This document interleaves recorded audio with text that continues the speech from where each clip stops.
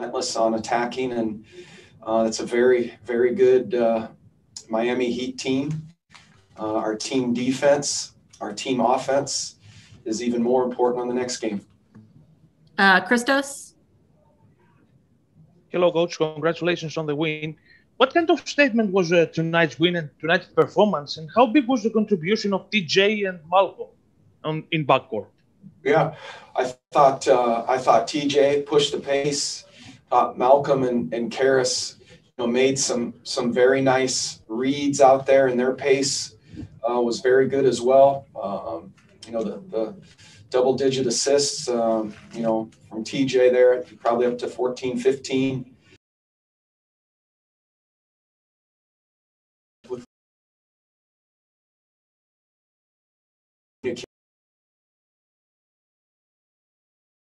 Second half in front of our bench, and we're going to have to do that even more.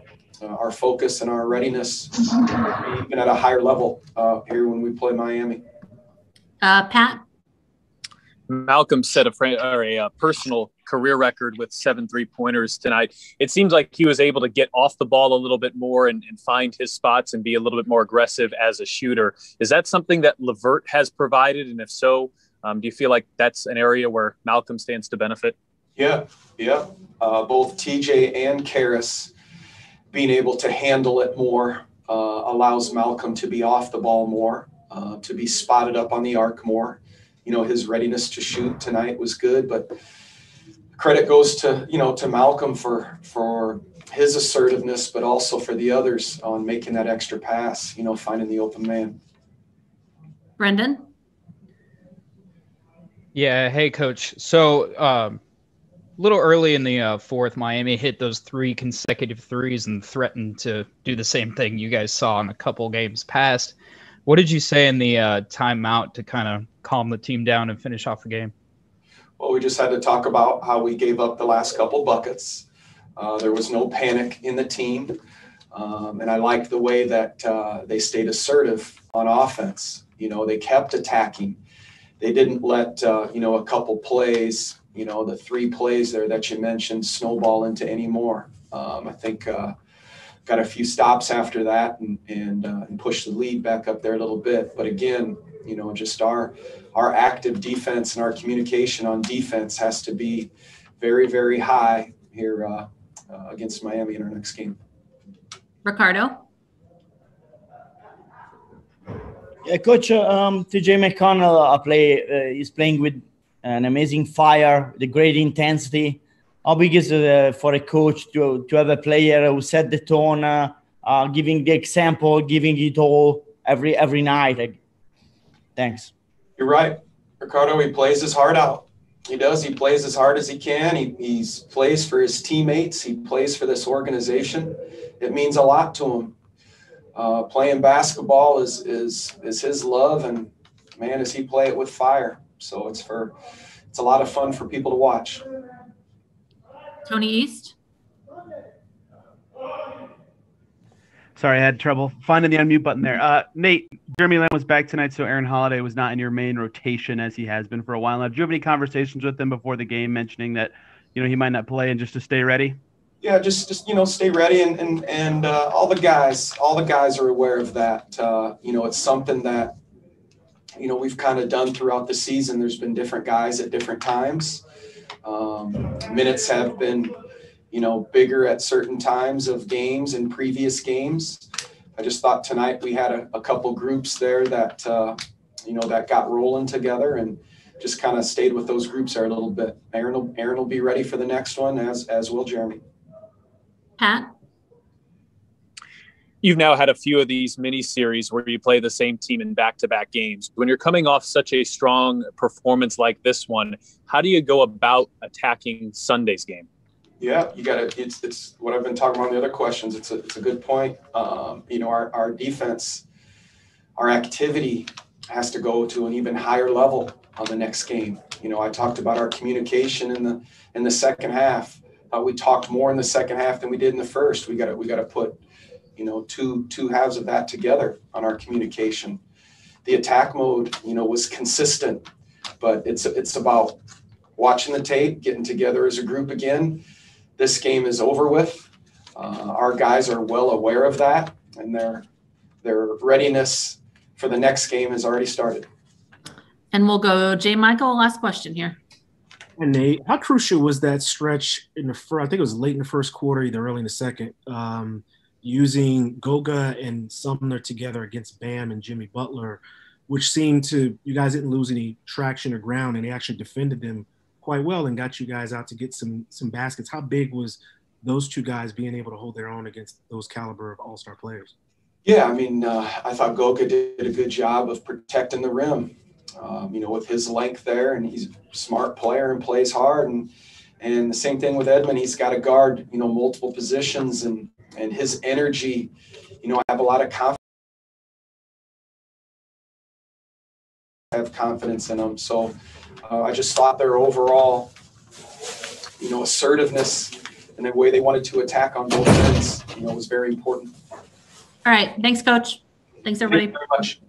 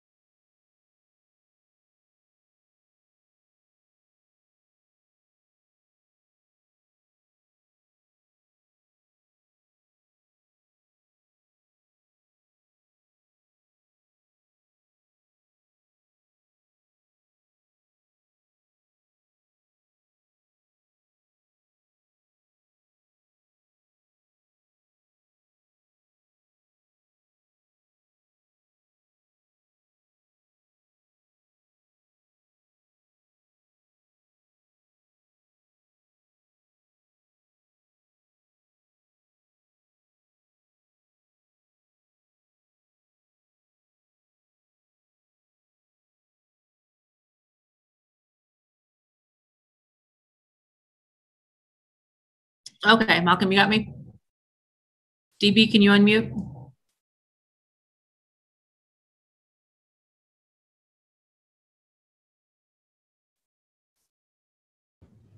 Okay, we're good. All right, Pat, you want to get us started?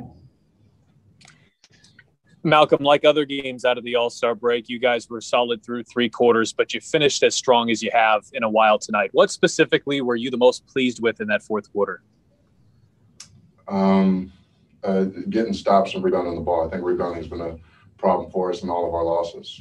It's been a common theme. So being able to rebound the ball in the 4th quarter to close the game out and then, knock down shots to finish the game, that's huge for us. Ricardo? Yeah, Malcolm, how big is for you having Karis LeVert back in terms of allowing you to not have to do too much? And he's a guy who can beat his man off the dribble. He can pass, handle the ball. How big is for you and for any other perimeter player? Thanks. It's huge. It's the difference. I think he's been the difference in terms of us playing better basketball. We still lost a few games, but our wins, I think he's been the difference. Just his ability to attack, be aggressive, be another really elite scorer and playmaker on the floor. Brendan? Hey, Malcolm. So Miami hits those string of 3 threes early in the 4th. How did you guys kind of stay motivated after Coach called the timeout? We were still up, 12 or 13 points. So it was, they made a run, and for us, we've been making runs all night. So and playing good defense all night. So we just had to get back to that. And we had a short stint of 2 minutes where we weren't playing good defense, and we got right back to it. Pat? Along those Karis LeVert lines, it seemed at least tonight like you were able to hunt for your shot a little bit more often, and you hit 7, which matched a personal career high. Is that an area where you stand to benefit? Yeah, well, honestly, I thought tonight I didn't have to hunt at all. With Karis in the game, he attracts so much attention. I was really just sitting on the perimeter shooting open shots. It was a game for me where I didn't have to actually go after my shot. It just, happened. It was all organic. So Karis makes the game easier for me. He's that good. And, as he continues to get warmed up and learn the system and the offense, we're going to see him go to a few other levels. Anyone else have anything for Malcolm? Yes, I do. Oh, yeah. J. Michael, go ahead.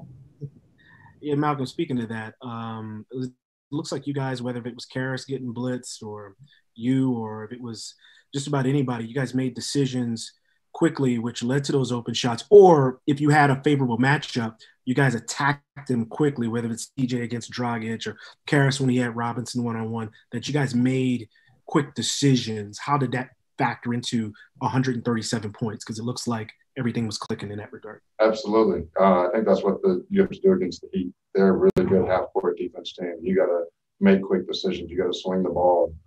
You got to drive the catch as soon as you get it. You got to attack in transition. They're really good when you're stagnant. They're really good when you don't move the ball. So tonight was quick decisions. And, like I said, we have the playmakers and Karis and TJ and myself and Ed and all the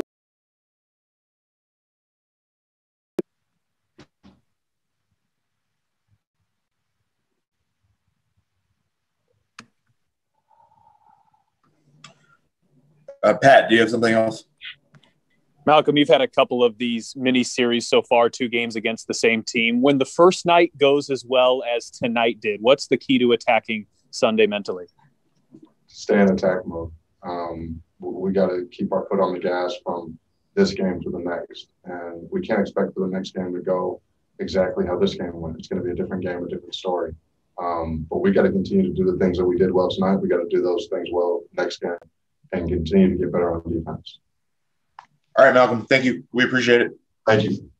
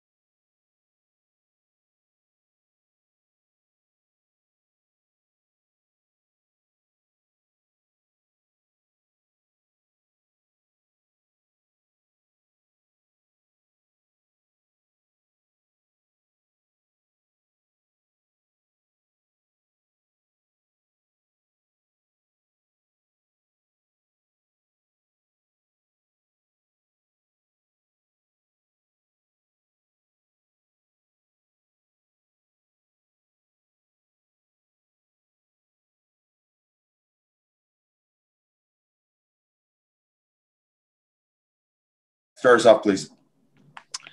Doug, from a team confidence standpoint, how important was the way you guys closed out tonight in the fourth quarter, considering how they've gone recently?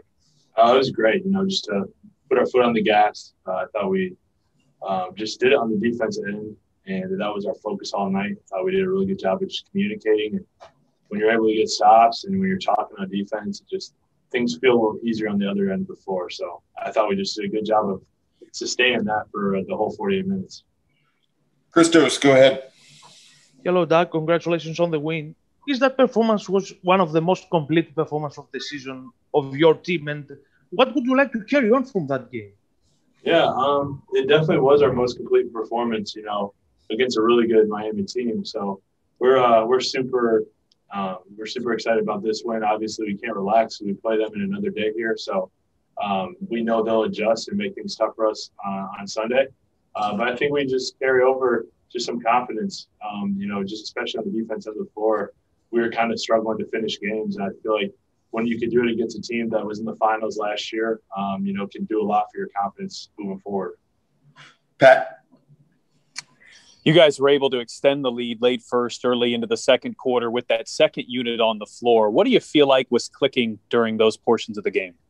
TJ McConnell, really. I mean, he just changes the game. He really does. He just brings that energy. He pushes the pace, gets everyone involved, and it sparks our energy. So he's a great player to have out there with us, and he completely changed the momentum of the game, and I think just got each and every one of us going. So we're super lucky to have a guy like him. Tony East.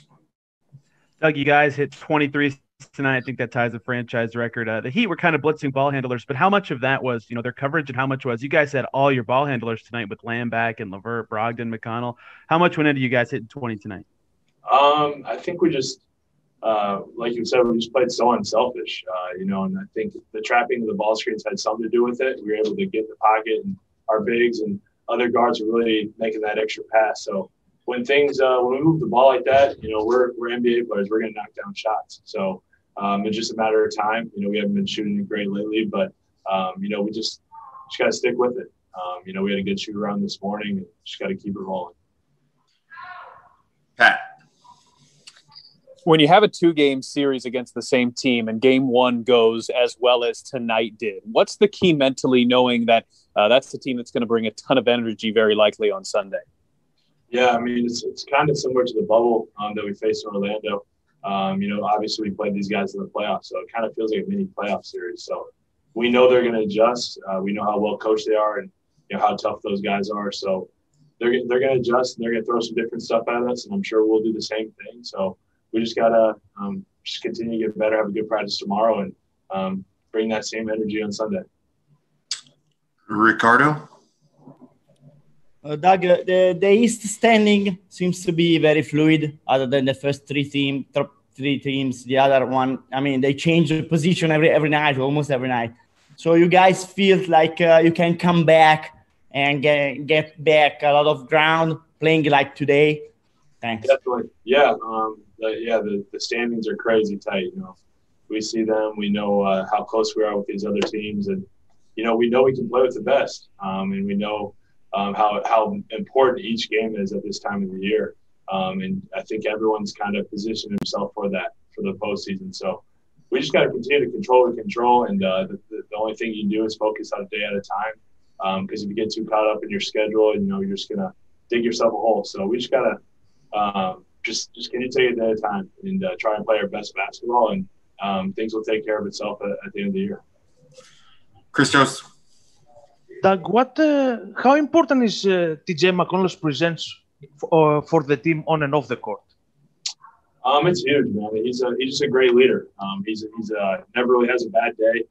He's just always lifting the team up, and we're lucky to have him. Like I said, he's just ultimate pro and a great guy in the locker room that everyone looks up to. So he's a great pacer, man. We're very lucky to have him, and we got a lot of other good guys in that locker room, but TJ is definitely a big part of that.